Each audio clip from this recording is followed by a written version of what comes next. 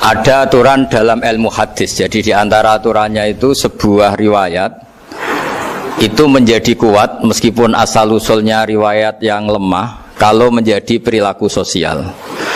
Karena perilaku sosial itu menunjukkan didikan atau pendidikan atau tarbiyah dari leluhur sampai kita. Misalnya saling memaafkan. Itu hadis tentang persisnya saling memaafkan mungkin banyak yang masalah ketika teksnya ada yang sampai menyebut fatasofaha salaman. Bisa orang berdebat hukumnya salaman kayak apa, apalagi musim sekarang. Orang saling curiga untuk nggak salaman itu. Tapi apapun itu perdebatan dalam persisnya teks, jika diperkuat oleh perilaku sosial, maka hadis itu menguat menjadi baik. Saya cerita tentang hikmah syawalan sebagai amanat yang dipesankan di sini.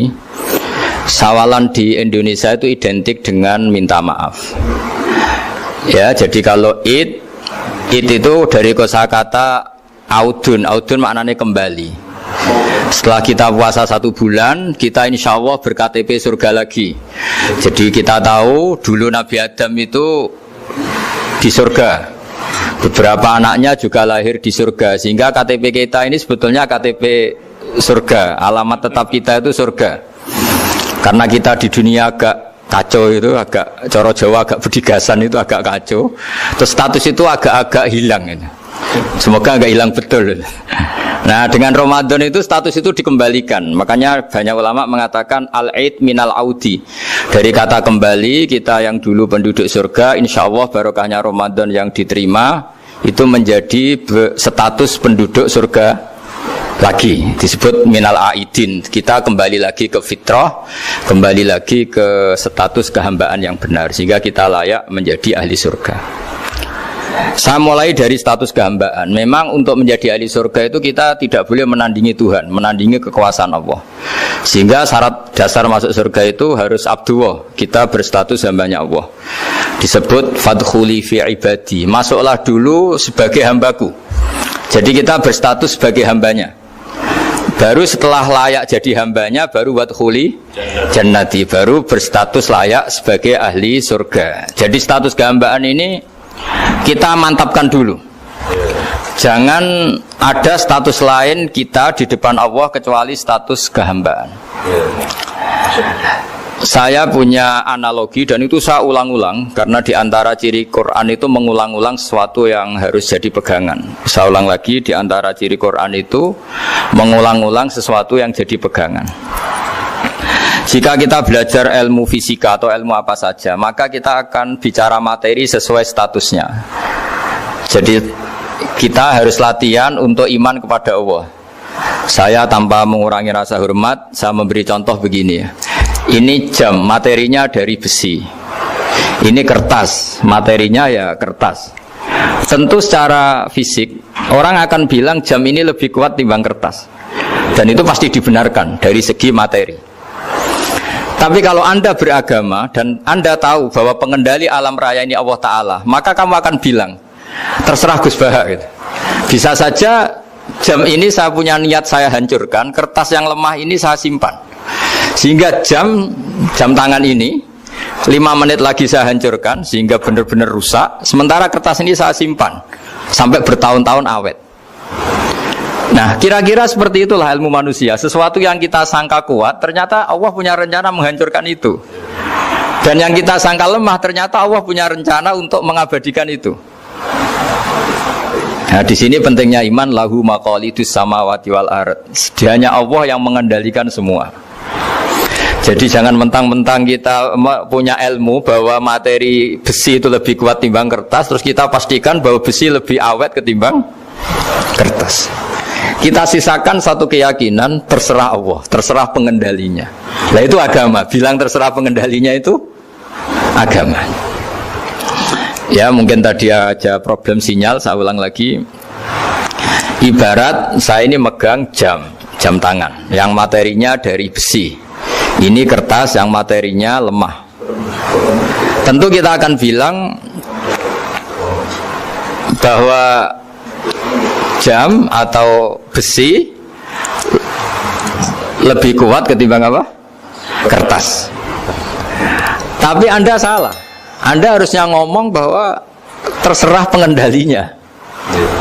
Bisa saja saya punya rencana menghancurkan besi ini sehingga 5 menit lagi hancur.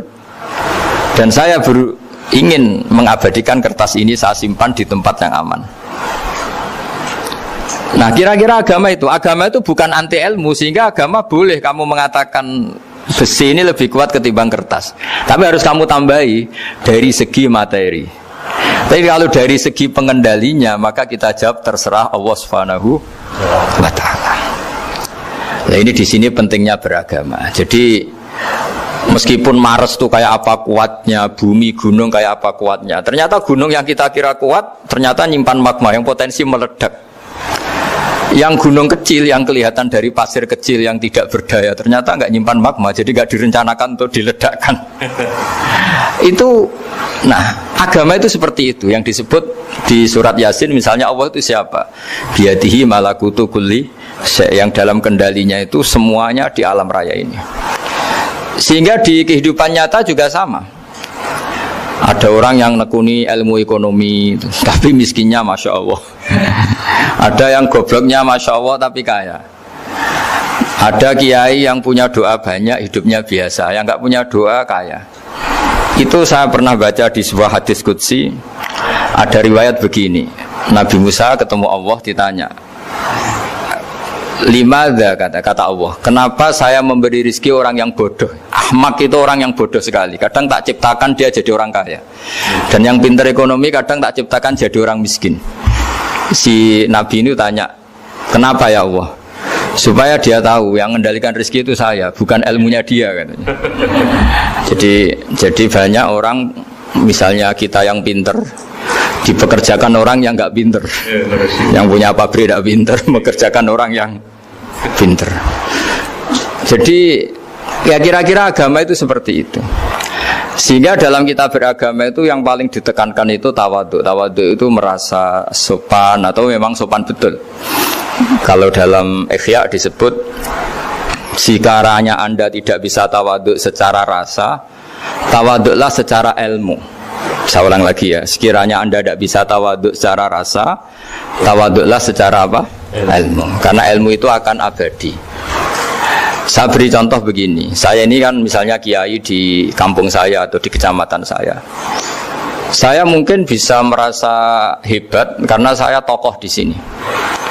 Tapi pastikan sebelum ada saya yang bernama Baha ini, agama sudah jalan. Dan di daerah lain yang nggak kenal saya juga agama sudah jalan. Betapa tidak pentingnya saya di kawasan-kawasan yang nggak butuh saya, atau di era yang sebelum ada saya. Nah, dengan ilmu seperti itu orang pasti tawadhu, karena dia tahu daerah yang nggak ada saya ternyata ya ada masjid, ada agama. Periode yang sebelum ada saya juga agama jalan. Sehingga kita tidak kumo luhur, wah kalau nggak ada saya agama nggak jalan. Zaman Wali Songo tidak ada saya agama ya jalan. Ekonomi juga gitu. Kalau Anda pakar ekonomi yang mensejahterakan rakyat, cara tawadhu itu kalau nggak bisa dengan rasa, dengan ilmu. Sebelum ada kamu banyak orang kaya, banyak orang yang nggak kenal kamu juga kaya. Banyak periode yang saat itu udah ada Anda juga kaya. Berarti Anda ini tidak siapa-siapa. Makanya saya pernah didatangin seorang profesor. Ini kisah nyata. Gus, sebetulnya saya dengan bapak saya itu pinter mana? Bapak saya itu tidak tamat SD, tapi saya bisa profesor. Saya ini profesor, anak saya naik kelas saja sudah senengnya bukan main. Artinya ini orang bodoh bisa menciptakan orang pinter, yang orang pinter kesulitan menciptakan orang pinter lagi. Nah, kalau kita tidak bisa tawadhu secara rasa, tawadhulah secara ilmu. Ikhlas juga gitu, saya sering ngajarkan ikhlas di beberapa kesempatan ngaji. Kalau Anda tidak bisa ikhlas secara rasa, ikhlaslah secara ilmu, pasti bisa, bukan mungkin bisa, pasti bisa. Secara ilmu. Makanya di Quran disebut fa'lam annahu la ilaha illallah. Ilmu, fa'lam itu dari kata ilmu. Saya beri contoh, saya mulai kecil sampai sekarang saya sekitar umur 50 tahun. Mulai kecil sampai sekarang itu ya bilang kalau kertas ini putih.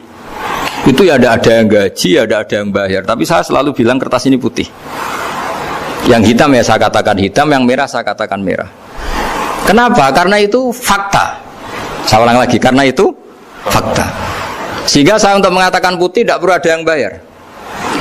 Sehingga ketika kita latihan sholat, latihan ibadah dan mengakui Allah itu sebagai Tuhan kita, kita akan malu. Loh, faktanya Allah itu kan Tuhan. Mau mengatakan fakta kok minta upah, ini gimana? Kita mengatakan Allah Tuhan itu sama dengan mengatakan kertas ini putih. Sama-sama itu fakta. Sama seperti saya mengatakan Pak Jokowi itu presiden kami. Itu kan fakta. Masa nunggu kalau dikasih BLT katakan presiden, kalau enggak ya enggak. Itu kan ribet jadi. Pak Manut misalnya rektor UGM, mbok saya agak digaji di sana atau tidak kerja di sana, bilang kalau beliau itu rektor. Pak Ganjar gubernur Jawa Tengah, mbok saya dikenal apa enggak, ya beliau tetap gubernur. Lama sekali kita mengatakan fakta itu ikhlas. Ikhlas itu artinya enggak minta apa-apa, karena kita ingin ngomong sesuai fakta. Nah Allah Tuhan itu fakta gitu. Nah kenapa untuk mengatakan Allah Tuhan nunggu? Bah, saya ini Tuhan kamu. Ya nunggu dulu Gusti, kalau engkau masukkan kami ke surga, engkau Tuhan, kalau enggak ya enggak jadi. Itu tidak bisa seperti itu. Ya Allah tetap Tuhan. Nah, kalau Anda tidak bisa ikhlas secara rasa, ikhlaslah secara ilmu. Ilmu ya tadi kita akan selalu bilang yang putih putih, yang hitam hitam. Makanya ini pentingnya ilmu. Tawaduk juga gitu. Kalau Anda ditakdir orang yang GR, yang gede rumongso, ditakdir orang yang kumo luhur, secara rasa bisa dilawan secara ilmu. Ada periode di mana sebelum ada kita, yang kaya ya banyak, yang dapat hidayat ya banyak, yang terpelajar ya banyak. Ada daerah yang nggak kenal kita, nyatanya pendidikan di situ jalan, sistem sosial baik. Betapa tidak pentingnya kita. Nah, ini nanti memaksa kita atau melatih kita untuk tawaduk. Nah dari hikmah ilmu itu kemudian kita minta maaf sama orang lain itu mudah, karena kita sadar bahwa adanya kita ini problem. Saya sering digojlok orang-orang kaya. Orang-orang kaya itu ya kadang agak kurang ajar tapi nggak bisa dibantah. Begini, pernah tanya saya gini, Gus, saya ini punya mobil mahal, harganya 2 miliar. Kayaknya yang berak pakai jalan raya saya kan. Kok bisa bayarnya pajak saya mahal? Sehingga kayaknya paling pantas saya. Yang naik ontel itu kan nggak bayar pajak, harusnya nggak boleh pakai jalan gitu sih. Terus saya bilang, mbah-mbahnya yang naik ontel itu pejuang, bapak kamu enggak, kata saya. Kamu nggak warisnya, kata saya. Artinya ada teori dalam kitab hikam itu kitab tasawuf dalam pesantren. Itu kebaikan saja di soal. Misalnya begini, kita ini bangga sebagai urip yang tertib, hidup yang tertib di kantor, di tempat-tempat pekerjaan. Tapi kalau itu semua terjadi, kalau ada kecelakaan di jalan itu nggak ada yang nolong langsung. SAR paling efektif, tim penolong paling efektif itu ya orang-orang nganggur itu. Orang-orang yang di jalan-jalan di perapatan itu kalau ada kecelakaan langsung nolong. Itu nanti ambulan itu yang kedua, ketiga, yang nolong pertama ya orang-orang yang nganggur-nganggur di jalan itu. Ada orang tersesat nolong. Maka ketika seorang sahabat tanya, ya Rasulullah, kalau engkau melarang kita jagongan di jalan, itu kita tidak bisa. Tapi kata Nabi, ya silahkan saja, tapi adu haqqat thoriq, hak kamu di jalan itu datangkan. Apa itu? Ya kamu bisa amar ma'ruf nahi mungkar. Coba kalau di terminal, di tempat publik banyak orang yang soleh, itu nanti copet ya sungkan. Yang mau jambret ya sungkan, karena yang di situ orang-orang soleh. Nanti yang nggak sholat juga sungkan, karena yang di situ banyak yang sholat. Jadi kenyamanan orang pergi jauh di tempat-tempat sepi itu ya barokahnya orang-orang nganggur terus ngaji, wah nengkono masih rame, ada orang yang di perapatan, di pertigaan. Bayangkan kalau ini orang-orang soleh, pasti itu nyaman karena wilayah publik dihuni orang-orang yang soleh. Tapi orang pasti bilang itu nggak tertib. Kita inginnya hidup ya tertib di kantor atau yang suka di masjid. Tapi kalau itu terjadi, itu nggak ada tim SAR gratis yang setiap saat kalau ada orang kecelakaan nolong. Makanya dalam makalah hikam itu paling masyhur diantaranya itu, manusia itu siapa? Manusia itu mangkanat mahasinuhu masawiyah, fakih falatakun masawihi masawiyah. Manusia itu orang yang saat baik saja ada salahnya, apalagi pas salah. Jadi kalau kamu punya toko lagi laris, dan saat laris itu Anda ngerumat keluarga Anda melakukan kebaikan pada keluarga Anda, pasti ada toko lain yang termahjubkan, yang tersingkirkan. Makanya saya pernah diskusi sama kiai besar, guyonan sama saya. Kita kalau kiai besar sebaiknya kalau diundang di musala kecil datang apa enggak? Kata kiai yang satu, jangan datang Gus, itu jatahnya kiai kecil. Terus kata yang satu, datang Gus sebagai bukti tawaduk bahwa kita kiai besar pun mau diundang yang kecil.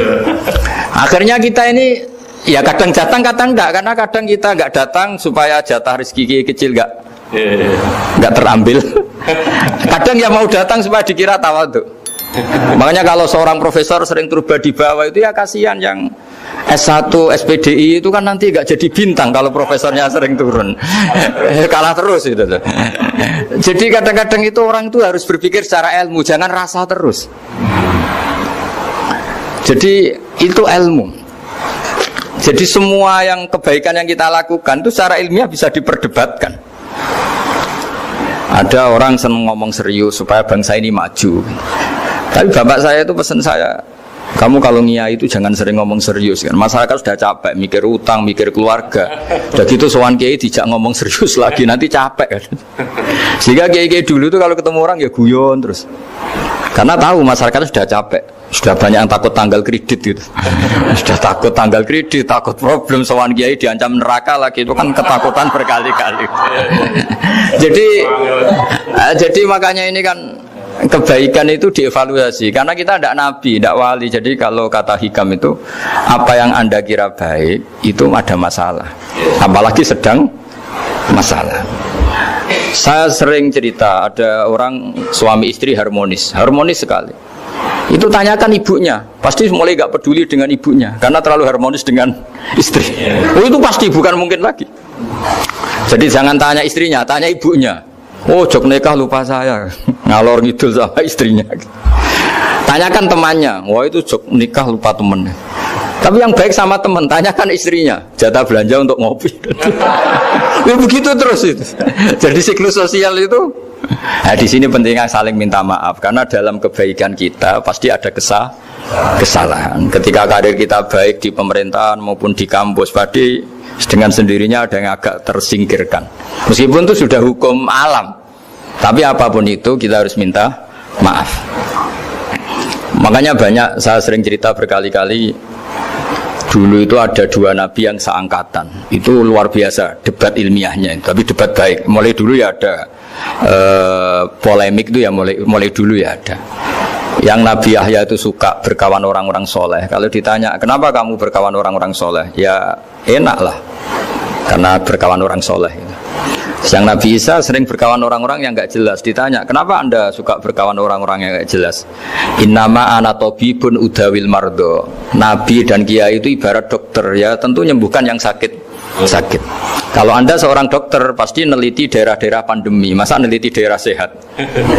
Nah, jadi dulu bapak wasiat ke saya gitu, kowe nak jadi kiai kok bengkel. Jadi kiai itu kayak bengkel, kalau nggak siap dadane orang nggak jelas ya jangan jadi kiai kan. Itu ya, tapi kan masalahnya kita sendiri solehnya pas-pasan, takut terkontaminasi. Jadi yang jelek bukan jadi baik, kita yang baik jadi jelek. Nah itu kan mulai dulu ya polemik sejauh mana kita punya kekuatan untuk tidak terpengaruh yang negatif. Yang negatif terpengaruh kita menjadi positif. Jadi ini cerita-cerita sawalan bahwa dalam kebaikan kita itu ada kesalahan. Maka kita tetap istighfar, tetap saling minta maaf. Dulu bapak saya kalau diceritain ada seorang kiai sampai sepuh jadi imam masjid, istiqomah sekali. Dulu bapak saya itu guyu. Ya istiqomah, tapi wong liya terus ra iso dadi kader. Jadi calon-calon kiai ini sudah putus asa karena nggak pernah punya kesempatan jadi imam.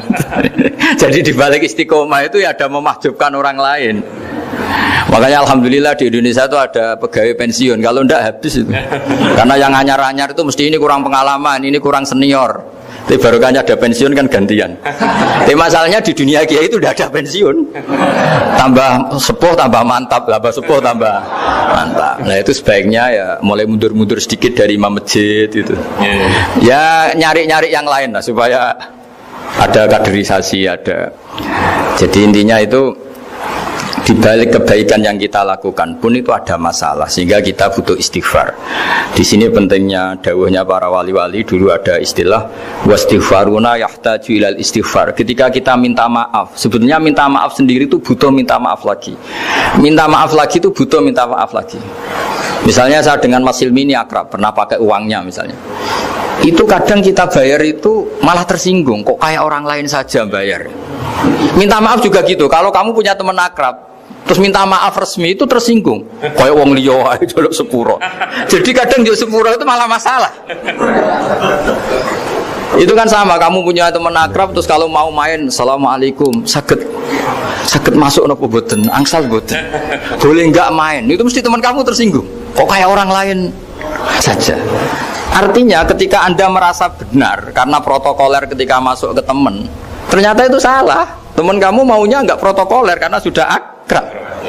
Tapi ketika kita merasa akrab, ternyata selonang-selonang dianggap problem, kita tidak pernah tahu.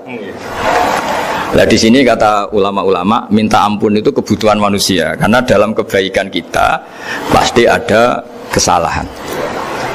Makanya disebut wastighfaruna yahtaju ilal istighfar.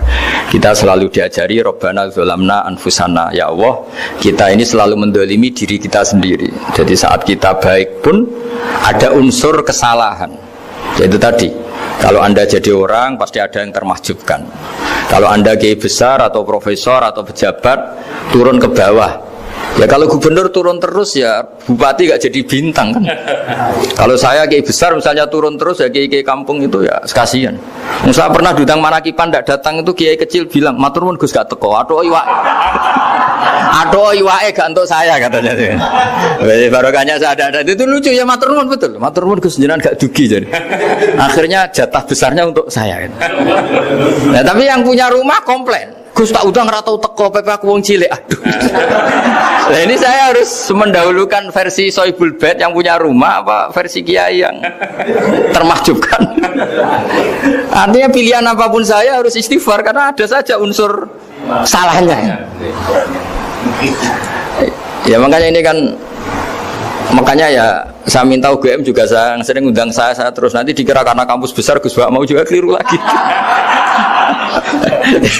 Kalau 1-2 kali mungkin boleh, kalau keseringan ya gak boleh, nanti itu dikira saya maunya hanya sama kampus besar, padahal saya sama RT ya sering datang juga.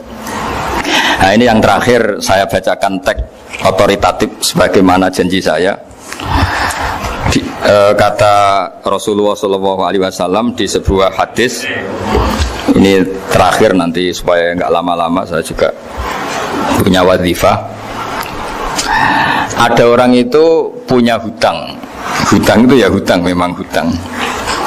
Singkat cerita orang itu tidak bisa bayar sampai akhirat.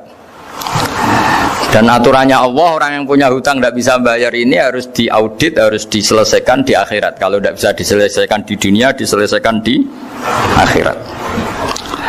Walhasil akhirnya di akhirat itu ditagih dan tidak mampu bayar. Karena di akhirat sudah tidak ada kredit, tidak ada ATM, tidak ada apa saja. Terus kata Allah, solusinya kebaikan kamu dikasihkan yang ngutangi. Ternyata kebaikan dia tidak cukup juga. Bayarnya apa? Kejelekan yang ngutangin dikasihkan yang utang. Kayak apa celakanya? Kebetulan yang ngutangi salahnya banyak, ini kan repot. Tapi Allah itu tidak suka kalau ada orang mukmin yang satu saudara kemudian masuk neraka karena saudaranya ini. Kata Allah, jika ini masuk neraka berarti disebabkan komplain atau ketidakikhlasan temannya yang mukmin. Masa orang mukmin menyebabkan mukmin yang lain masuk neraka? Allah tidak ingin. Makanya diantara nikmatnya beragama itu ukhuwah, persaudaraan. Baik persaudaraan atas nama iman atau atas nama kebangsaan atau atas nama kemanusiaan. Akhirnya si yang ngutangi ini tadi, jangan dibahasakan kreditur, nanti kita kayak bank, yang ngutangin lah nanti. Ya bahasa gampangnya yang ngutangin, karena tidak semua orang ngutangnya sama bank. Sama Allah ditunjukkan satu surga yang luar biasa. Nanti tak baca teks Arabnya ya supaya dapat berkahnya bahasa Arab. Terus saking mewahnya surga itu, si yang ngutangin tanya, ya Allah itu untuk nabi siapa? Karena semewah itu pasti untuk kelas nabi. Atau untuk wali siapa? Katanya, terus kata Allah, sabda Allah, untuk siapapun yang mampu membeli. Lalu siapa yang bisa membeli surga semewah itu? Kamu bisa. Terus dengan apa ya Allah? Kamu mengampuni teman kamu itu, kamu bebaskan dari utangnya. Nanti tak kasih surga itu. Terus akhirnya sama Allah, kata orang itu, ya Allah saya bebaskan. Ya sudah, kamu berdua masuk surga. Karena Allah tidak ingin ada kasus aneh. Dua orang mukmin ini kan bersaudara. Masa bersaudara kemudian yang satu menjadi penyebab masuknya neraka karena ini tidak mau memaafkan. Artinya kalau kita syawalan itu harus benar-benar mau memaafkan, karena kalau tidak Anda menjadi penyebab teman kamu masuk neraka. Jadi kita janganlah jadi orang mukmin yang menjadi problem bagi saudara kita. Jadi makanya saya itu berharap ada wali utang saya terus tidak bisa bayar, karena ini masih dibela-belain Allah ini. Karena Allah nggak ikhlas kalau ada walinya masuk neraka. Jadi kalau ada wali utang kamu itu utangin saja, doain nggak bisa nyaur, no? Nggak bisa bayar. Nanti ini akan dibela-belain Allah di akhirat. Karena wali ini nggak pantas masuk neraka. Ya, jadi kalau ada wali utang kamu mau bayar sudah, Anda tidak usah bayar, nanti di akhirat saja itu. Lah yang ribet kalau yang kamu utangin dia ahli neraka, kamu nagihnya disuruh masuk neraka. Nah, itu ribet itu. Sudah utang dia ahli neraka. Ya, tak baca teksnya supaya ini ada di kitab Ihya halaman 197 juz 2. Status hadisnya waqala sahihul isnad, kata Imam Hakim, hadis ini sahihul isnad. Saya baca Arabnya nanti insyaallah sebagian ya supaya kelihatan teks aslinya di bab hukukul muslim. Bainama Rasulullah sallallahu alaihi wasallam jalisun izdhika hatta badat sanayahu. Nabi ketika santai-santai duduk tahu-tahu tertawa sampai gigi depannya itu kelihatan. Jadi tertawa sangat sampai gigi depannya kelihatan. Yang notabene beliau sering hanya senyum, kali ini tertawa betul sampai gigi depannya kelihatan. Faqala Umar radhiyallahu anhu ya Rasulullah bi abi anta wa ummi mal ladzi adhakaka. Apa yang bikin kau sampai tertawa seperti itu? Qala rajulani min ummati jasaya baina yaday rabbil izzah. Dua lelaki dari umatku sama-sama sungkeman nuntut keadilan di depan Allah. Jasaya itu sungkem, duduk bersimpuh itu kalau dalam bahasa Arab itu namanya jasiyah. Faqala ahaduhuma ya rabbi khudli madlamati min hadza. Faqala wa rudda ala akhika madlamata. Qala ya rabbi lam yabqali min hasanati syai'un. Faqala wa ta'ala li talib kaifa tasna'u bi akhika wa lam yabqalahu min hasanati syai'un. Faqala ya rabbi falyahmil anni min auzari. Kalau kebaikannya dia tidak cukup, ya salah saya supaya dilimpahkan ke dia. Terus summa fadat aina Rasulillah sallallahu alaihi wasallam bil buka. Nabi di tengah-tengah cerita itu nangis. Senangis-nangisnya karena habis seneng lalu nangis karena ini kan kebaikannya sudah dikasihkan habis, enggak cukup. Akhirnya kejelekan yang utangin ini diberikan. Makanya kalau kamu ingin masuk surga, utangi orang-orang soleh sebanyak-banyaknya. Dan doain nggak bisa apa? Nyaur. Tapi tak jamin orang soleh itu nggak suka utang. Karena hidupnya sederhana itu. Kayaknya saya tidak akan utang Mas Ilmi itu. Karena orang soleh itu hidupnya sederhana, pasti tidak butuh. Kalaupun utang paling ya untuk makan, kan gampang nyaurnya apa? Terus kata Rasulullah, faqala inna dzalika yaumun azimun yauma yahtadun nasu fihi ila yuhmala anhum min auzarihim. Terus fayaqulu wa ta'ala lil mutadzallim irfa basarak. Coba kamu lihat yang di sana itu ada apa? Fanzur fil jinan, coba surga itu kamu lihat. Faqala ya rabbi ara madaina min fiddatin wa kusuran min dhahabin mukallalatan bil lu'lu'. Saya melihat surga yang begitu mewah, semuanya bertatahkan intan, semuanya materinya dari emas, bertatahkan intan. Lalu li ayyi nabiyyin hadza? Itu untuk nabi siapa? Terus awli ayyi siddiqin awli ayyi syahidin. Terus qala Allah hadza liman a'tas saman. Itu untuk siapa saja yang mampu beli. Qal ya rabbi wa may yamliku dzalik? Siapa mampu beli surga semewah itu? Terus kata Allah anta tamliku, kamu bisa. Qal bimadza ya rabbi, dengan apa? Qal bi afwika an akhika. Cukup kamu memaafkan saudara. Jadi kalau maafkan tidak pakai uang itu kurang seru. Yang seru itu punya teman utang 1 juta dimaafkan. Jadi memaafkan paling seru itu maafkan apa? Utang. Kalau maafkan sama-sama salah miso apa itu enteng itu. Ini yang seru itu teman punya utang 1 juta kamu itu seru itu. Tapi nanti aja di akhirat itu, nanti itu ada di akhirat itu. Ya nanti notanya di bawah kalau gitu. Ya, bi afwika anakhika. Jadi surga semewah itu maharnya atau harganya cukup memaafkan saudara kamu. Terus qala ya Rabbi qad afautu anhu. Sudah Gusti, sudah sekarang saya maafkan. Fayaqulu wa ta'ala khud biyadi akhika fa'adkhilhul jannah. Ya sudah, sekarang kamu berdua sama-sama masuk surga. Karena ini orang soleh, nggak pantas masuk neraka. Yang punya utang ini nggak pantas masuk neraka. Nah ini yang ribet kalau yang utang ya ahli neraka, yang utangnya ahli neraka. Ngapain debat utang? Wong kamu sudah ahli neraka. Hanya tanpa kasus utang pun sudah jatah neraka. Ini ribet kalau ketemu orang-orang yang jatahnya ada di surga. Tsumma sallallahu alaihi wasallam, ittaqullaha wa aslihu dzata bainikum fa innallaha ta'ala yuslihu bainal mu'minin yaumal qiyamah. Jadi di antara proyek besar Allah itu menjadikan orang mukmin itu bersaudara dan saling memaafkan. Itu sampai akhirat proyek itu masih dilakukan Allah. Maka ketika di dunia kayak sawalan ini usahakan saling memaafkan karena keinginan Allah sampai akhirat pun seorang mukmin itu saling memaafkan. Ya, jadi ini sebagai penghormatan saya pada teman-teman alumni UGM, juga semua muhibbin, semua yang memanfaatkan ngaji ini, bahwa kita harus berjiwa besar untuk saling memaafkan. Ya, saya kira demikian dan mohon maaf. Assalamualaikum warahmatullahi wabarakatuh.